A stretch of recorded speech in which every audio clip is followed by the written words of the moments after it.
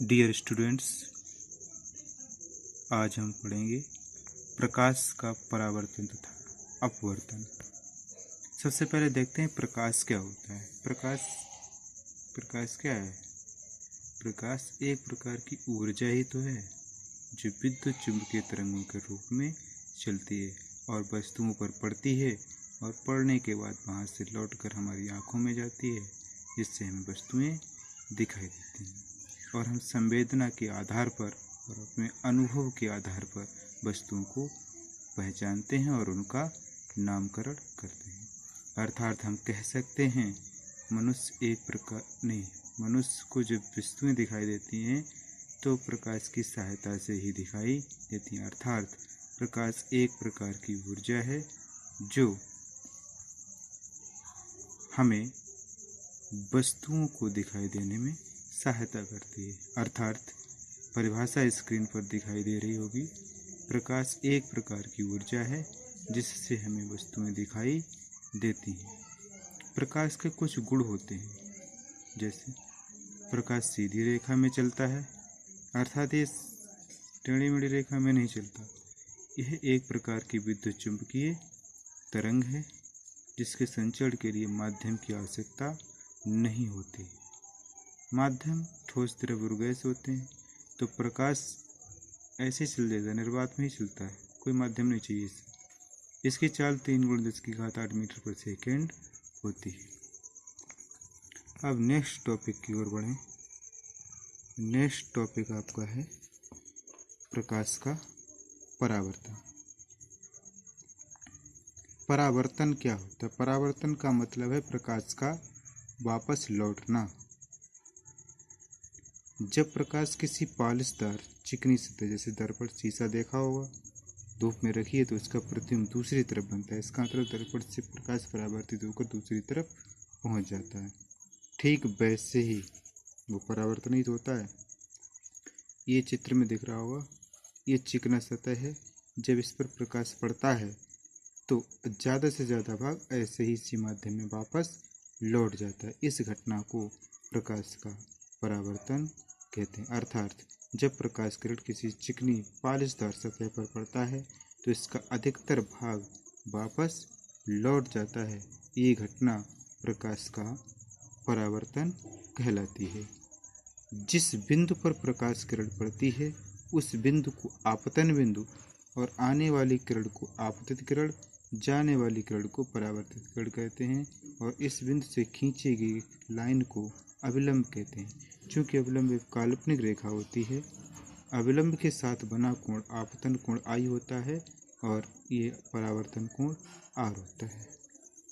अब परावर्तन के कुछ नियम होते हैं। परावर्तन के निम्नलिखित दो नियम हैं। पहला नियम क्या है? आपतन कोण I और परावर्तन कोण R सदैव बराबर होते हैं। जितनी कोण से ये किरण आती है उतनी कोण से ये वापस चली भी जाती है।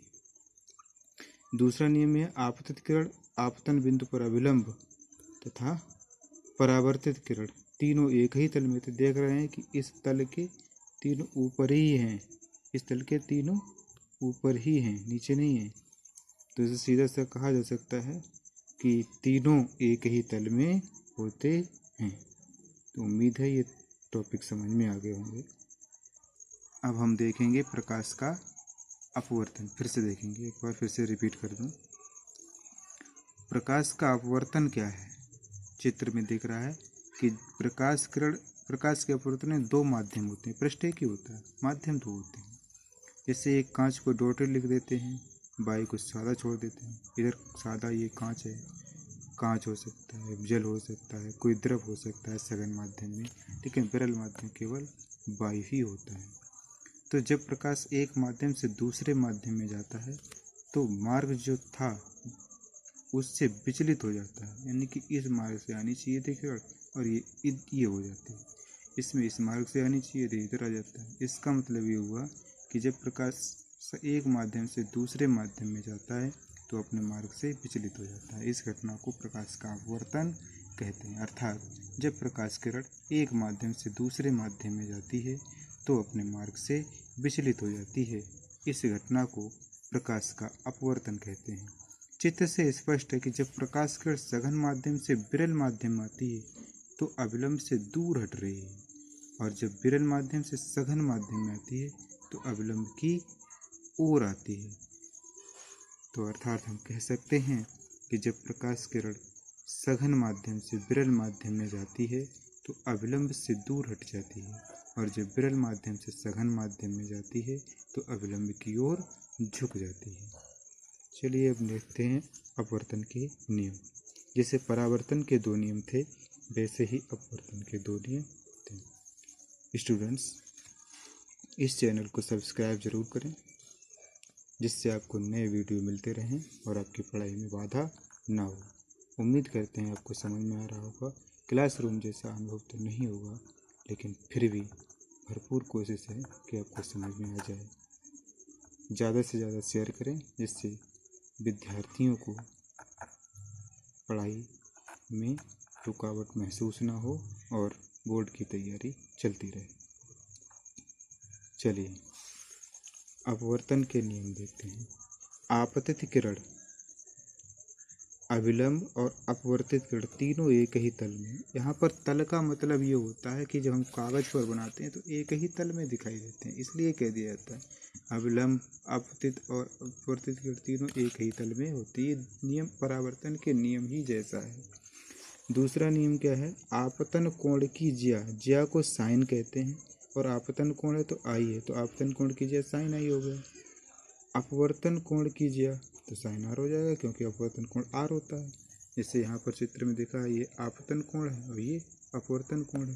तो ज्या लें तो इसमें साइन का इसमें गुणा कर दें, साइन का इसमें गुणा कर दें, तो आपतन कोण की ज्या साइन आई और अपवर्तन कोण की ज्या साइन आर का अनुपात एक नियतांक होता है, और साइन आई बटे साइन आर बराबर नियतांक। इससे ही स्नेल का नियम कहा जाता है, जहाँ नियतांक को n से प्रदर्शित करते हैं, जो माध्यम का अपवर्तनांक कहलाता है। ये एक अनुपात होता है, अतः अपवर्त नियतांक या अपवर्तनांक का कोई भी मात्रक नहीं होता। चलिए कुछ परिभाषाएं देखते हैं जिनसे सवाल लगते हैं आपके। तो पहला है निरपेक्ष अपवर्तनांक। निरपेक्ष अपवर्तनांक क्या होता है? इसमें 2 माध्यम होते हैं। एक माध्यम जिसे वायु मान लेते हैं, एक कोई माध्यम मान लीजिए, तो निर्वात या वायु में प्रकाश की चाल c होती है, और कोई दूसरा माध्यम मानेंगे उसमें प्रकाश की चाल स्मॉल b होगी, तो c/b जो अनुपात निकल के आता है वही निरपेक्ष अपवर्तनांक कहलाता है। अर्थात निरपेक्ष अपवर्तनांक n बराबर c/b, यानी प्रकाश की चाल किसमें? निर्वात में, और माध्यम में प्रकाश की चाल का अनुपात निरपेक्ष अपवर्तनांक n कहलाता है। नेक्स्ट देखें सापेक्ष अपवर्तनांक। सापेक्ष अपवर्तनांक क्या है? सापेक्ष अपवर्तनांक अपवर्तनांक ही होता है, इसे n या 1n2 से प्रदर्शित करते हैं। बाद वाले को सदैव ऊपर लिख देते हैं। इसका मतलब ये होता है कि बाद वाले का मान पढ़ा जाता है जो नीचे लिखा है, यानी कि एक माध्यम के सापेक्ष जो पहले मान लिखा होता है उसके तो सापेक्ष होता है, जो बाद में लिखा होता है उसका अपवर्तनांक होता है। यानी कि पहले एक माध्यम के सापेक्ष दूसरे माध्यम का अपवर्तनांक कहलाता है, इसे ही सापेक्ष अपवर्तनांक कहते हैं। इसका मान b1/b यानी b1/b2 पहले माध्यम में प्रकाश की चाल और दूसरे माध्यम में प्रकाश की चाल के अनुपात के बराबर होता है। उम्मीद है क्लियर हो गया होगा। अब कुछ उदाहरण देख लेते हैं। हालांकि सवाल आए हुए हैं और आते रहते हैं, इसलिए उदाहरण जरूरी है। तो पहला प्रश्न स्क्रीन पर दिखाई दे रहा है।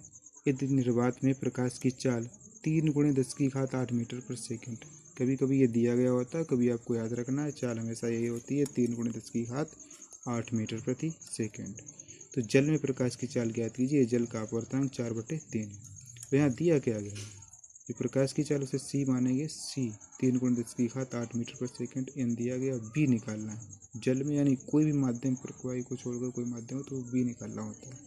तो सूत्र ऊपर अभी पढ़ाया था मैंने, ये वाला निरपेक्ष अपवर्तनांक का, उसमें n बराबर c/b, तो b यहाँ पहुँचा दीजिए और n यहाँ ले आइए, तो b ही तो ज्ञात करना है, तो c/n c की वैल्यू रखेंगे और n की रखेंगे 4/3 ऊपर जाएगा, तो 9/4 को हल करेंगे तो 2.25 × 10⁸ 8 को अलग कर लेंगे, वैसे लिखे रहने देंगे मीटर पर सेकंड। This is answer.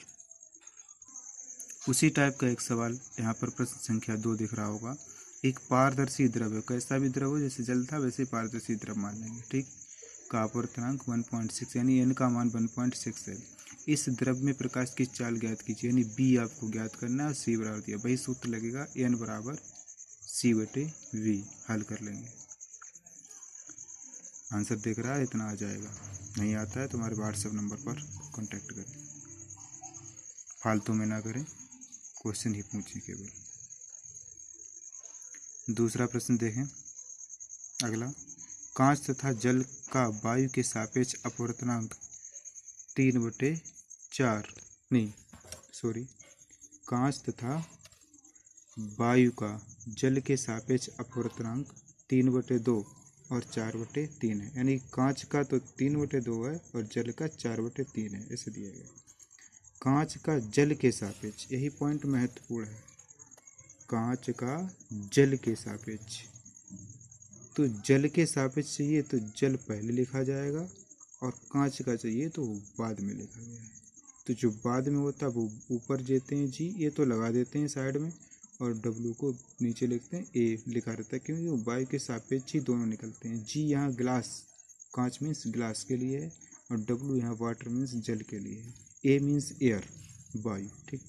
तो सबसे पहले वायु का कांच के सापेक्ष, वायु के सापेक्ष अपवर्तनांक, तो वायु के सापेक्ष एयर, ए पहले आएगा, कांच का है तो बाद में लिखेंगे ANG 3/2 जो कि दिया गया।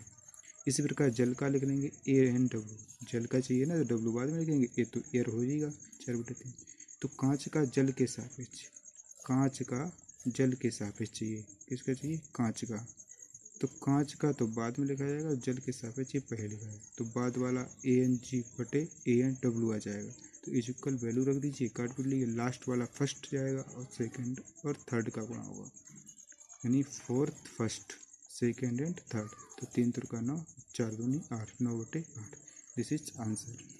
ये सवाल आ चुका है बोर्ड में और अच्छा सवाल है, आ सकते हैं इस सवाल। इसी टाइप का एक क्वेश्चन 4 देखें। वायु के सापेक्ष, ये बटे में न देकर पॉइंट में, उससे कोई फर्क नहीं पड़ता, पॉइंट में आंसर आ जाएगा। वायु के सापेक्ष जल का अपवर्तनांक, वायु के सापेक्ष जल यानी ANW बराबर 1.33।